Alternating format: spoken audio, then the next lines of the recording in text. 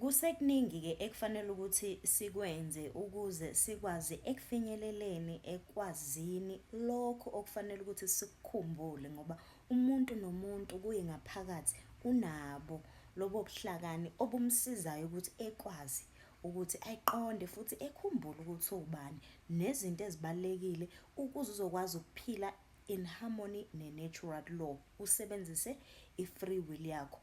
Ama-dark occultist asivimbela ekutheni sifinyelele ekusebenziseni ingxenye engesokudla yengqondo yethu. Yikho abantu abaningi basanale mibuzo yokuthi yini yona i-universe. Kodwa-ke ngiyajabula ukuthi ukhona la uyalandela izinto esikhuluma ngazo okusho ukuthi lento ekuwe ngaphakathi iyalangazelela futhi izolithola iqiniso uma ngempela ulifuna kwangempela uzinikela.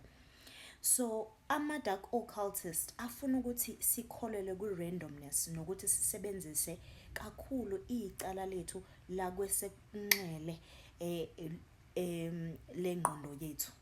Kukhona ngisho iverse leBhayibheli elithi casta inet yakho on the right. Abantu bacabanga ukuthi olwandle kwesokudla, cha, kanti kukhulunywa ngesokudla sengqondo yakho ngoba ngesikhathi usuthepha in the right hand side hemisphere of your brain yila uzokwazi ukuthi ubone khona izinto ngendlela ehlukile.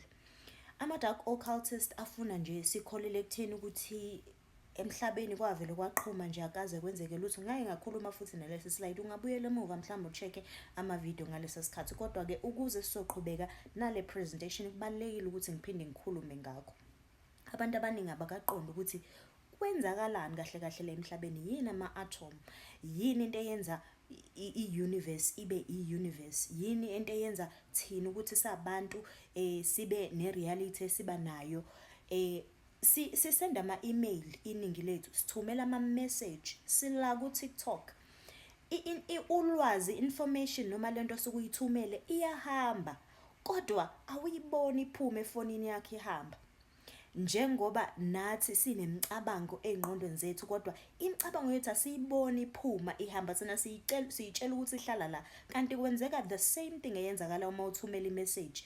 Awuyiboni ngoba kukhona imithetho esebenza ngaphandle kokuthi uyibone ngamehlo. Mhlambe kuzokwenza izinto zibelula mangabe ngibeka kanjalo kodwa-ke sasazoqhubeka cushisana.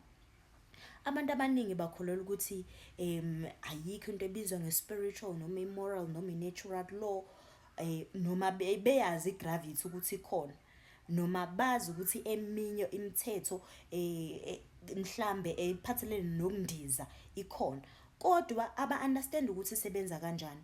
Njengoba abantu abaningi bengakazinikezi isikhathi sokuyifunda i-natural law, ngike ngathi kubantu abaningi la ngaphambilini, uma ufuna ukuyiqonda i-natural law, umthetho wendalo nokuthi usebenza kanjani nokuthi u-apply kanjani empilweni yakho, ngiyacela ukuthi uhambe uyobuka i-3-part series ka-Mark Persio ku-YouTube ekhuluma nge-natural law. Inde kodwa uma uzinika isikhathi uyi-download mhlambe offline umane uyilalela kancane kancane kancane, uzogcina nawe uvulelekile kulolu lwazi ngoba kubalulekile ukuthi siyazi i-natural law.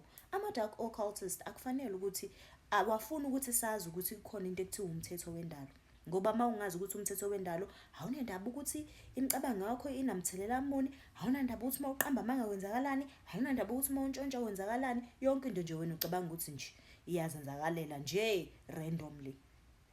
Abakholelwa ukuthi babafuna futhi ukuthi sikholelwe ukuthi kukhona ingqikithi yokuthi sibe khona la emhlabeni, kunesizathu sokuthi why ngazalwa. Ucabanga ukuthi nje wena wazalwa ukuthi uzohlupheka la emhlabeni futhi washiya kanjalo, awunasizo, awazi lutho, ngoba lonke lolu lwazi lufihliwe-ke. Kodwa-ke izinto ama-dark occultist asebenza ngakhona noma enza ngakhona ukuthi ayicontrol iy'ngqondo zethu, izinto abazenza ukuthi zibe available kuthina, nokuyislide engizoxoxa ngaso uma sengiqhubeka ukusuka la, ukuthi izinto ezikhona, ulwazi olu-available kuwena ilolo olubona kwi-TV, ilolo olulalela ereyidweni. Obani abantu abacontrola lezo zinto? Bayicontrola kanjani ingqondo yakho ukuthi ibe ne-left brain imbalance? Through i-media kakhulu. through izinto oyibukayo ukuze wena uzohlezi une-left brain extremism. Abantu abakholelwa ukuthi akukho uNkulunkulu, akukho mdali, bakholela nje kwi-science kakhulu, bane-scientism, yibo bonke labantu abakholelwa noma abasebenzisa isayidi labo laka-left lengqondo, nokuyizinto okufanele ukuthi siyishintshe thina uma sizokwazi ukucontrol i-reality yethu. Kanti-ke ama-dark occultist abafuni ukuthi sibheke ngapha kwesokudla sengqondo yethu, ngoba sizokwazi ukuthi siphume kugibe abasifakele lona. Bazofuna ukuthi sibe kugibe singakwazi ukuphuma kugibo abasifakele lona, abasicuphe ngalo. Kukhona-ke ukuba ne-left brain dominance, kube khona nokuba ne-right brain imbalance. Inhloso yethu thina ekugcineni ukuthi sibe balanced, sisebenzise balanced ingqondo yethu ngendlela ekufanele ukuthi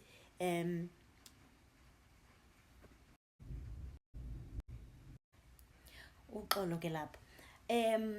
Kubantu ke abane-right brain imbalance, isibonelo, labantu abakholwa kakhulu, abantu abasindiswe kakhulu, labantu abaya komapaka behambe beyomemeza beshumayela, that is a sign e-obvious yomuntu one-right brain imbalance. Abakholelwa ekutheni ukuthi uNkulunkulu uyena ocontrola wonke ama-events kwi-creation. Yebo, i-universe i-responsible for izinto ezenzakalayo emhlabeni, kodwa wena unalo mqondo onikezwe wona, ne-consciousness onikezwe yona, which is an extension of the universe, okufanele ukuthi uyilawule. Awuzelanga la emhlabeni ukuthi uzokwamukela yonke into eyenzakalayo. Uwena ocreator-yo la i-reality yethu. Nje iningi lethu isi-creator sonke, we are co-creators kwi-universe yethu. Izinto esi-experience-ayo, esi-manifestayo, zi-affecta thina sonke. Yikho sine-slavery, ngoba i-most yabantu, iningi labantu likholelwa ekutheni asina choice, asikwazi ukusebenzisa, asikwazi ukuyikhethela, asisebenzisa i-free will yethu. Ayikho nje into ekuthiwa i-free will. Uwazi ukuthi emsebenzini lo usebenza khona uniphile ukuhlukumeza abantu usuku nosuku, wena ucabanga ukuthi awuphonge wenze njani ngoba ngina-choice. I-free will yakho awuyisebenzisi. Kulabantu abane-right brain imbalance abacabanga ukuthi nje ayikho nje into ekuthiwa i-free will. I-free will ukukhetha ukuthi mina ngenza lokhu namhlanje ngenza lokhu, and ngeke uzokwazi ukwenza lokhu useyisigqila. Ukubona lokho, ngeke ziningi izinto owaziyo na ukuthi ngeke uzokwazi ukuyikhethela ngenxa yokuthi kuyi-requirement yomsebenzi wakho, ngoba usesebugqileni. Abantu abake ne-right brain imbalance futhi bakholelwa ekutheni ukuthi nje yonke into is preordained, vele yahlelwa. Yes, neplan yomuntu, kodwa iplan neplan yomuntu isizwa yilokhu okunikeziwe, your brain, you control your mind. Yikho iy'ngqondo zethu zicontrolwa yi-media, ama-TV, ama-radio, izinto esiyibukayo, ngoba bayazi ukuthi bane-access engqondweni yethu abazothi uma besifaka lokho sibehave ngaleyo ndlela. Kanti wena uyakwazi ukuyikhethela ukuthi no, ngiyayeka ukubukela i-TV. That's you, usebenzisa i-free will yakho ukuze uprotecte lokho, ngoba ingqondo yakho is the most important organ ofanele ukuthi uyi-protect engqondweni yakho. Abantu abakholela nje ukuthi action is meaningless. Mangabe kufanele ukuthi ngenze into, kufanele ukuthi ngiyenze ngoba ngisaba ukuthi. Mangabe usufika kulesi sigaba sokufunda ngolwazi lwe-universe, uzobona ukuthi no, akufanele ngomthetho ukuthi ngihambe ngesontweni, ngoba esontweni akukona la khona the universe. I-universe iphila la ngaphakathi kimi. Uthathe isinqumo sokuyeka ukuya esontweni njengami. Kodwa iningi labantu banako lokho lento u-question ukuthi there's something wrong la esontweni, kodwa umuntu usaqhubeka uyaya esontweni, uyaqhubeka uyaya, ngoba i-action yakhe isa-based ey'ntweni zokuthi no, engikwenzayo akunankinga, noma ngaqamba amanga, noma ngapretenda akunamthelela lokho. No, kunawo umthelela. Inhloso yakho ukubhalansa, funda i-natural law, usebenzise i-free will yakho, uyihloniphe i-natural law, usarende kuyo usuku nosuku.